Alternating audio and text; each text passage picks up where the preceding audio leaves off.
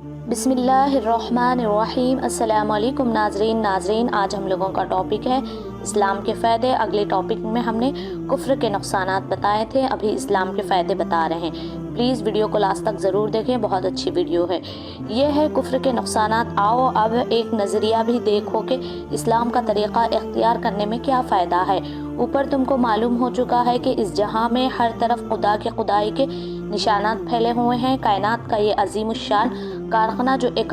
مکمل نظام اور اٹل قانون کے تحت چل رہا ہے، جو اس بات پر گواہ ہے کہ اس کا بنانے والا اور چلانے والا ایک زبردست فرما روا ہے جس کی حکومت سے کوئی چیز سرتابی نہیں کر سکتی۔ تمام کائنات کی طرح خود انسان کی فطرت بھی یہی ہے کہ اس کی اطاعت کرے، چنانچہ بے سمجھے وہ رات دن اس کی اطاعت کر رہا ہے، کیونکہ اس کے قانون قدرت کے خلاف ورزی کر کے وہ زندہ ہی نہیں رہ سکتا۔ دیکھو دوستو، اسلام کے فائدے بہت ہیں،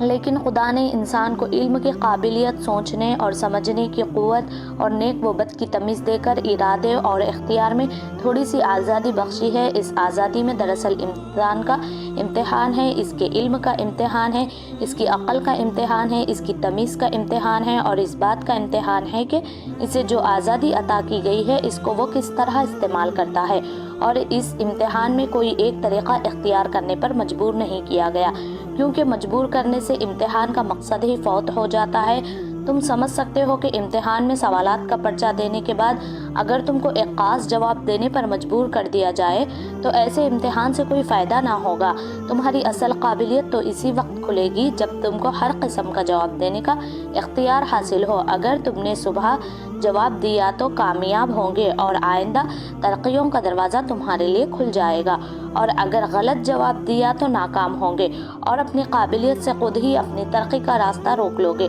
بالکل اسی طرح اللہ تعالیٰ نے بھی اپنے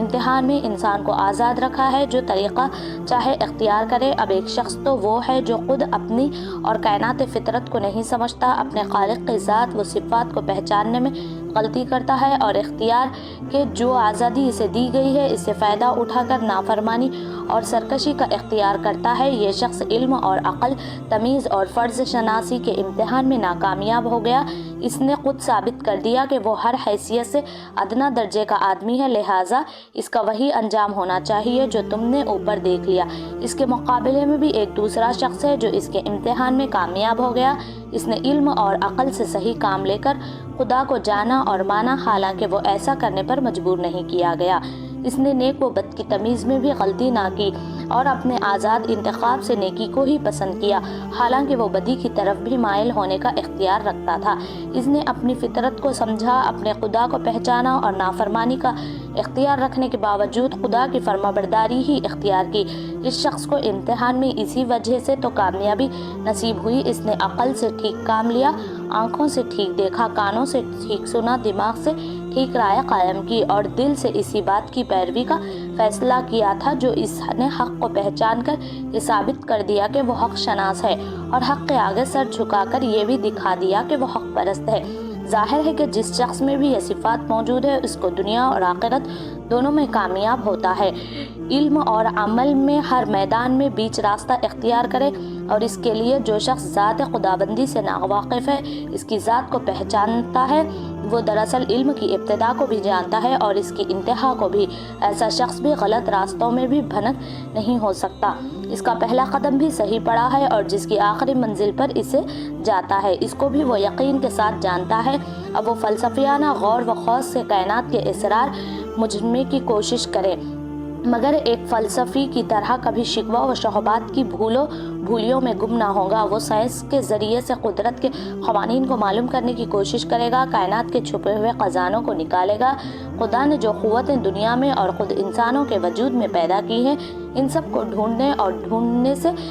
سے معلوم کرے گا۔ زمین و آسمان میں جتنی چیزیں ہیں ان سب سے کام لینے کے بہتر سے بہتر طریقے دریافت کرے گا، مگر خدا شناسی میں ہر موقع پر اس کو سائنس کا غلط استعمال کرنے سے روکی گئی ہے۔ وہ کبھی اس سے غلط نہیں میں نہ پڑے گا کہ ان چیزوں کا مالک ہوں۔ میں نے فطرت پر فتح پالی، میں نے اپنے نفع کے لیے سائنس سے مدد لوں گا، دنیا کو زیر و زبر کروں گا، لوٹ مار اور کشت و خون کا اپنی طاقت کا سکہ سارے جہاں میں بٹا دوں گا۔ ایک فطرت کا کافر سائنس کام کا ہے۔ مسلم سائنٹسٹ جتنا زیادہ سائنس پر عبور حاصل کرے گا اتنا ہی زیادہ خدا پر اس کا یقین بڑھے گا اور اتنا ہی زیادہ وہ خدا کا شکر گزار بندہ بنے گا۔ اس کا عقیدہ یہ ہوگا کہ میرے مالک نے میری قوت اور علم میں جو اضافہ کیا ہے اس سے بھی اپنے تمام انسانوں کی بھلائی کے لیے کوشش کروں گا اور یہی اس کا صحیح شکریہ ہے۔ اسی طرح تاریخ، معاشیت، سیاست، قانون اور دوسرے علوم و فنون میں بھی ایک مسلم اپنی تحقیق اور جدوجہد کے لحاظ سے ایک کافر کے مقابلے میں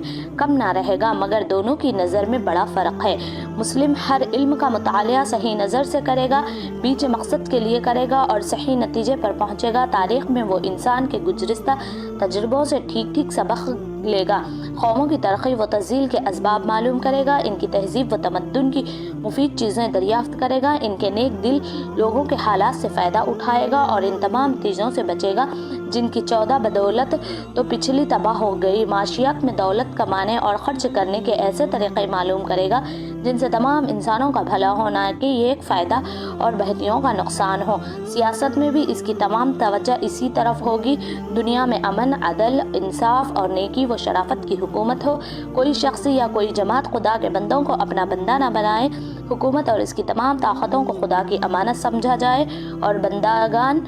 خدا کی بہتری کے لیے استعمال کیا جائے۔ قانون میں وہ اس نظر سے غور کرے گا عدل و انصاف کے ساتھ لوگوں کے حقوق مقرر کیے جائیں اور کسی صورت سے بھی اس پر ظلم نہ ہو پائے۔ مسلم کے اخلاق میں خدا ترسی کا حق شناسی اور راستہ بازی ہوگا، وہ دنیا میں یہ سمجھ کر رہے گا کہ سب چیزوں کا مالک خدا ہے، میرے پاس اور سب انسانوں کے پاس جو کچھ ہے خدا ہی کا دیا ہوا ہے، میں سب چیزوں کا حتیٰ خود اپنے جسم اور جسمانی قوتوں کا بھی مالک نہیں، سب کچھ خدا کی امانت ہے اور اس کی امانت میں تصرف کرنے کا جو اختیار مجھے دیا گیا ہے اس کو خدا ہی کی مرضی کے مطابق استعمال کرنا چاہیے۔ ایک دن خدا مجھ سے اپنی یہ امانت واپس لے لے گا اور اس وقت مجھ کو ایک چیز کا حساب دینا ہوگا، یہ سمجھ کر جو شخص دنیا میں رہے گا اس کے اخلاق کا اندازہ کرو اور اپنے دل کو برے خیالات سے پاک رکھے گا اور اپنے دماغ کو برائی کی فکر سے بچائے گا اور اپنی آنکھوں کو بری نگاہ سے روکے گا اور وہ اپنے کانوں کو برائی سننے سے باز رکھے گا، وہ اپنی زبان کی حفاظت کرے گا تاکہ اس سے حق کے خلاف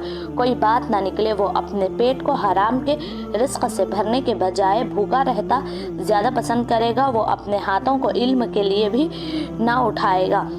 وہ اپنے پاؤں کو براہی کے راستے پر کبھی نہ چلائے گا، وہ اپنی کسی خواہش اور کسی ضرورت کو ظلم اور ناحق کے راستے پر کبھی نہ پورا کرے گا، وہ نیکی اور شرافت کا مجسمہ ہوگا، حق اور صداقت کو ہر چیز سے زیادہ عزیز رکھے گا اور اس کے لیے اپنی ذات کے ہر فائدے اور دل کی ہر خواہش کو بلکہ اپنی ذات کو بھی قربان کر دے گا، وہ ظلم اور ناراستی کو ہر چیز سے زیادہ ناپسند کرے گا اور کسی نقصان کے خوف سے یا کسی فائدے کے لالچ میں اس کا ساتھ دینے پر آمادہ نہ ہو۔ دنیا کی کامیابی اس شخص کا حصہ ہے، اس سے بڑھ کر دنیا میں کوئی معزز اور شریف نہ ہوگا، کیونکہ اس کا سر خدا کے سوا کسی ایک کے سامنے جھکنے والا نہیں اور اس کا ہاتھ خدا کے سوا کسی کے آگے پھیلنے والا نہیں۔ ذلت ایسے شخص کے پاس ہے کیوں کر پھینک سکتی ہے، اس سے بڑھ کر دنیا میں کوئی طاقت بھی